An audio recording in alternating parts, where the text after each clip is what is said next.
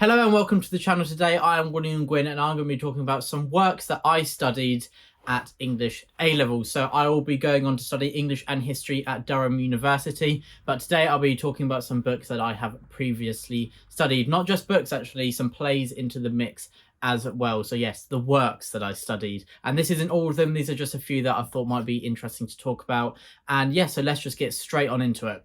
So first up, I have The Road. This was one of the first books that I studied whilst undertaking my English A-level, and it was an absolute masterpiece. So what a way to kind of kick that off. So The Road, this is post-apocalyptic, so you don't quite know what has happened. It's not explained.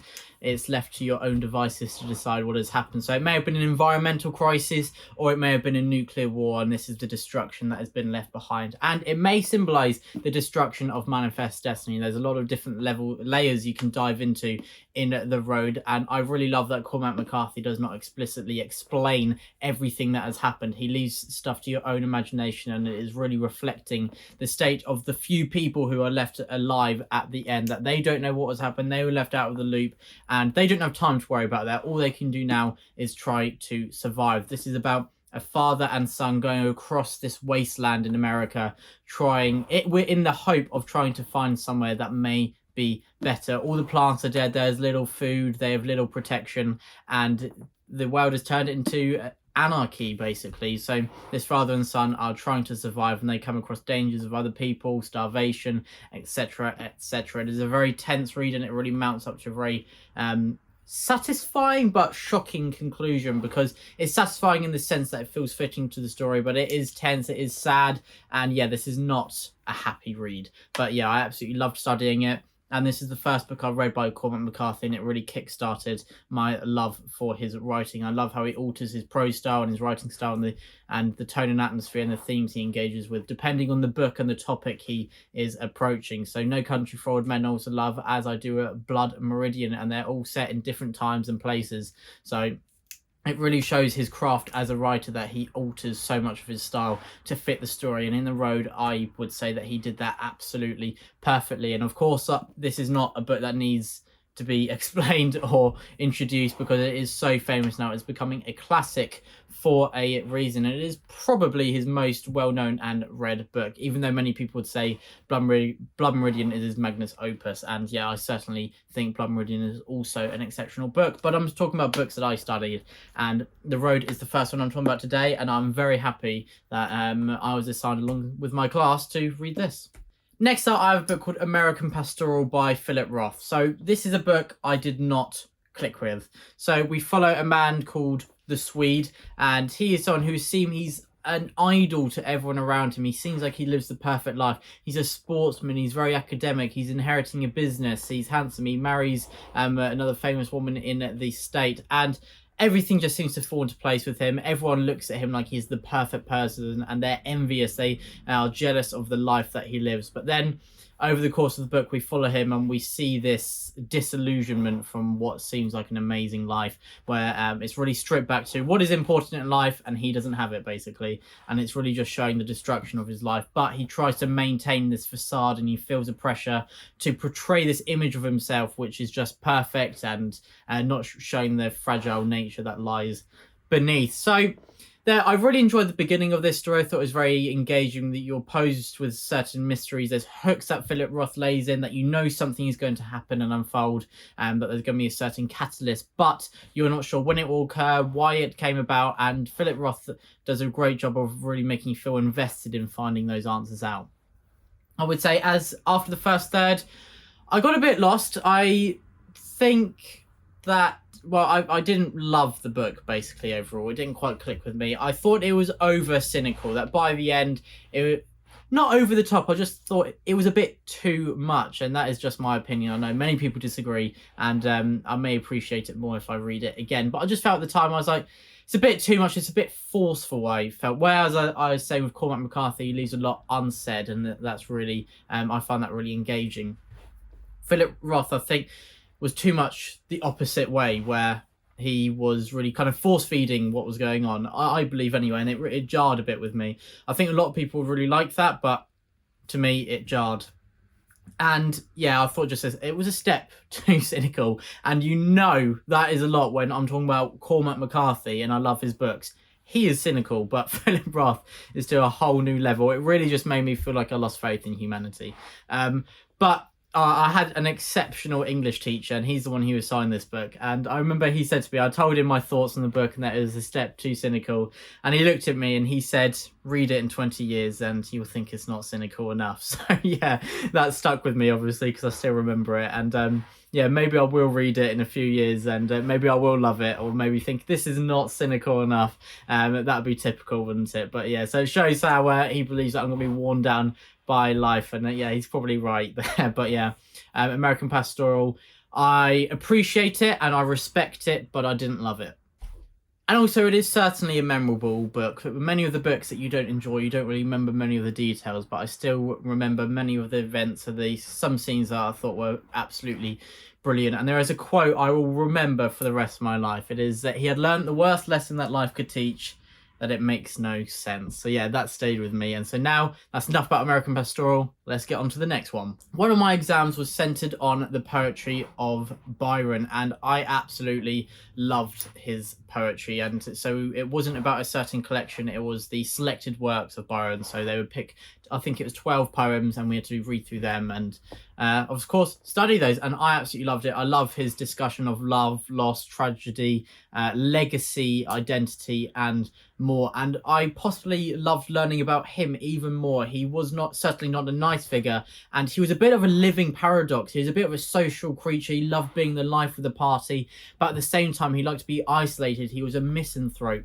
And so this kind of paradox, which comes about in so many different aspects of his life, that was just one example, I found was so intriguing, how people can be so contradictory, but it's still the truth. It's very interesting. And he's lived such a crazy life, and he died fighting in Greece as he was trying to reclaim the monarchy in Greece. It's crazy. And he really he saw Leonidas from 300, the Battle of Thermopylae, as an iconic hero, and that idea of sacrificing yourself. And it obviously struck such a chord with him and the idea of Greek antiquity that he went and with his money paid for basically a mercenary army to try and help the Greek monarchy to try and take control again.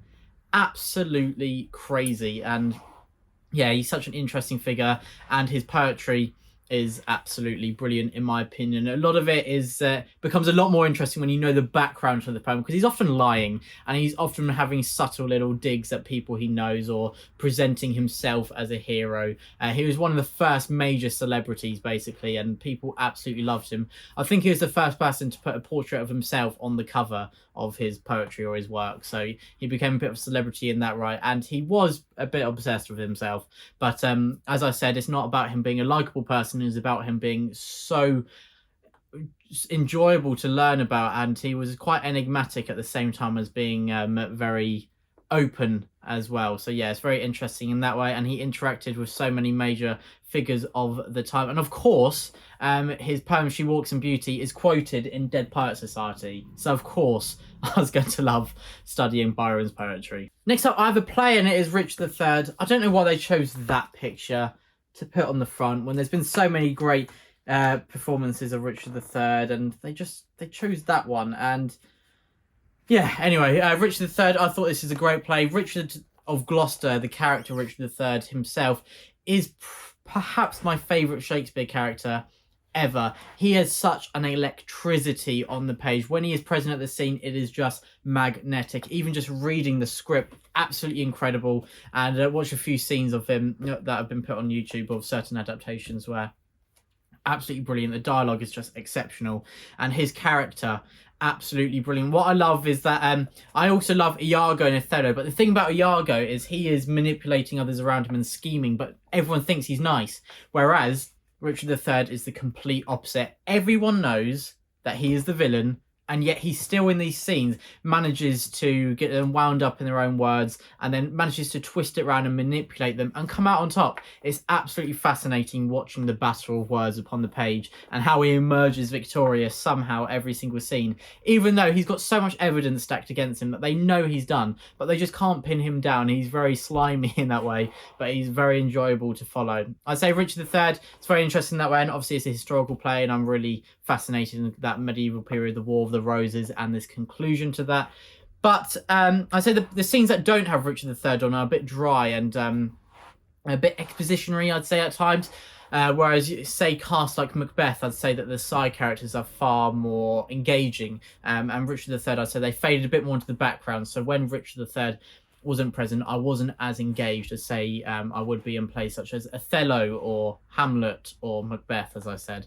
But yeah, Richard III overall still a great play, and he's got my favourite character of Shakespeare's works. And yeah, I'm really looking forward to reading this again. And I may be doing some little performances on the channel because I love to act. I'm not great at it, but I love to do it. And so I may learn one of Richard III's monologues and yeah, trying to do that. So yeah, it'd be a hard task, but hopefully I can do an all right job with it. So yeah, that is Richard III. I really loved that this was one of my final exams and that we had to study this to focus on it. I had so much to say about Richard III. I just thought he was a fascinating figure, and you can really draw that contrast with history to the play. Because, of course, Shakespeare was writing this for his own political means, and yeah, you can really see that shining through the midst here, as Richard III is shown as a bit of a, at times, caricature antagonist, but he's still very, very engaging whilst he is a villain. Whereas in real life, he may have been something a bit different. Basically, no king has been a hero, but maybe not as much of an antagonist as is shown in the play. Next up, I have The Colour Purple by Alice Walker. This is a special edition from the Folio Society. And this is a postmodern classic that does not shy away from the depravities as well as the heroism of humanity. So this has very heavy themes of racism, sexism, and prejudice overall. And so at times there were scenes that made me feel really actually physically sick. So this is hard hitting, and there's a warning. Maybe look at the themes of what The Colour Purple is about, and make sure that you're in a mindset where you can really go into this book, because at certain times I wouldn't be able to read this. As I said, it did make me feel sick, but this is a film of two sides to it. It's not just about the despicable nature of many human beings, but it's also about the strength of the human spirit, about the resilience that our main character shows. It's absolutely incredible how she's put through so much and treated so badly by so many people, and many of those should be people who she could rely on, and she can't. But you see, even throughout all that, she has so much love to give, and it really is moving and emotional in that way as well. I believe there's a film directed by Steven Spielberg which I need to watch. I think Papa Gwyn said that it may be a bit dated now, but it was certainly great at the time. And yeah, I absolutely thought it was a brilliant book. I can't really say, it's weird, it's one of those you can't say you enjoyed it because it's such a visceral and engaging book that, as I said, it really deeply impacted me, and at times made me feel very depressed. So I wouldn't say I enjoyed it in that sense, but it was a reading experience that was 100% worth it. It was absolutely exceptional, and Alice Walker showed her absolute craft as a writer, the way that this story unfolds. And as I said, it's not just lingering on the depravities of humanity, but the heroism as well.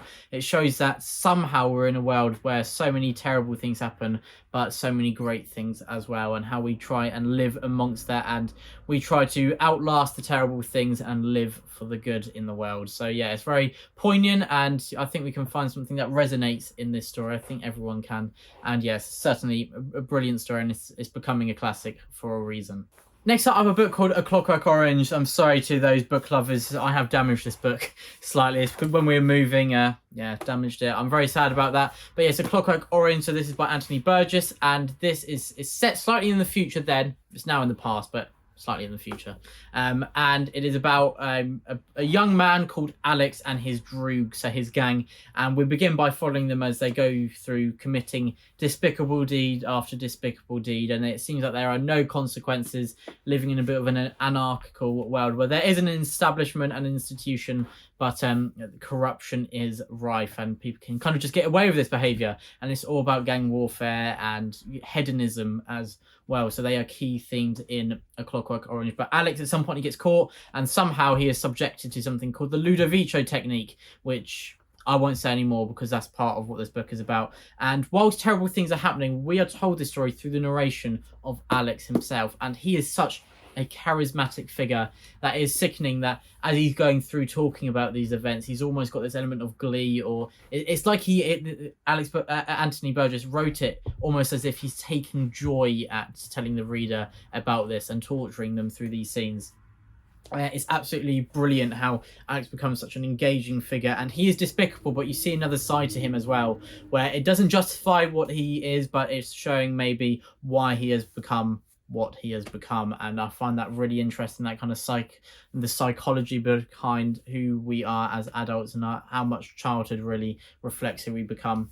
And so, yeah, whilst it doesn't justify who it is, it's certainly very engaging to look into. And of course, as I said, it's narrated by him. So we've got that element of unreliable narration. So there's so many questions. Why is he telling us this story? Is it the truth? Is he gloating? Is he trying to convince us of something else? And what is his aim? And we're not quite sure. And at the end, we're still not sure, and that's another really engaging hook. And I find books like that where you still don't know the answer, but you're giving enough that is still enjoyable. I find it's those that really stay with you for a long time, because I can still think about this and kind of come from it from a different perspective and think, oh, maybe this is what is actually happening. And I love books like that you can really engage with.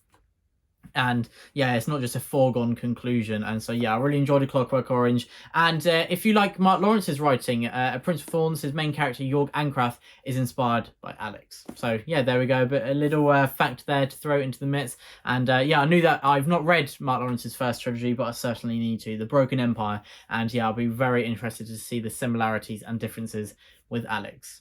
Last up, I have Equus. So this is a play, and it is a psychological drama about a psychologist who has to talk to a boy who has blinded 5 or 6 horses. And yes, it's a pretty heinous crime, but it's about finding out why this boy did it, because everyone who he knows says that he absolutely loved the horses, and that's where he got the most joy of his life from. So you get this question, why would he harm what he loved the most? And it's very interesting. It's done brilliantly, how the psychologist Dysart is having this own internal conflict and losing faith with what he does as a job and belief in himself. And he's met by this person who has so much passion and purpose that is lacking from his own life. And yeah, it's really interesting seeing how in some ways he wants to be this boy. And as he does that, he's unfolding the mysteries of what this boy has done and why he led to this crime. And I thought it was very interesting. You know exactly what has happened, you know who's done it, but instead it's finding out why did he do it. And I just found that really engaging, and the way that leads to such a climactic conclusion, and the little hooks that are left, that Schaeffer left whilst this play unfolds, absolutely brilliant. And yeah, such an engaging play. I really love studying it. We had to act bits of it, which was really fun. Really sharp dialogue with a lot of subtext, and it's even better on a reread in my opinion. And I got to watch a performance of it in London as well, which I thought was absolutely fantastic. This is the one that Daniel Radcliffe performed in about 10 years ago, that a lot of people were very interested in. But yeah, Equus, absolutely fantastic, and I really love the kind of psychological layer to it, where it's about unfolding the mystery of the crime, and it's really talking about what drives us as human beings. And I really love the mirroring between the main 2 characters, who are really, really well crafted and have so much depth to them. So there we go. They are a few works that I have studied. So some poetry, some plays, and some books. Hopefully you enjoy me talking about these. I really enjoyed reflecting on them again. I absolutely loved studying them. And my English A-level, I really just loved it. I found it so much fun to really look into these works. And obviously I love reading, so I love talking about books at any opportunity. And I'm looking forward to studying more at a degree level. And so yeah, I'm really looking forward to doing that. Thank you so much for watching. Let me know if you've read any of these. Let me know if you've read anything similar, and let me know if you'd like me to do a review of any of these in particular on the channel. But as always, thank you so much for watching. Stay safe.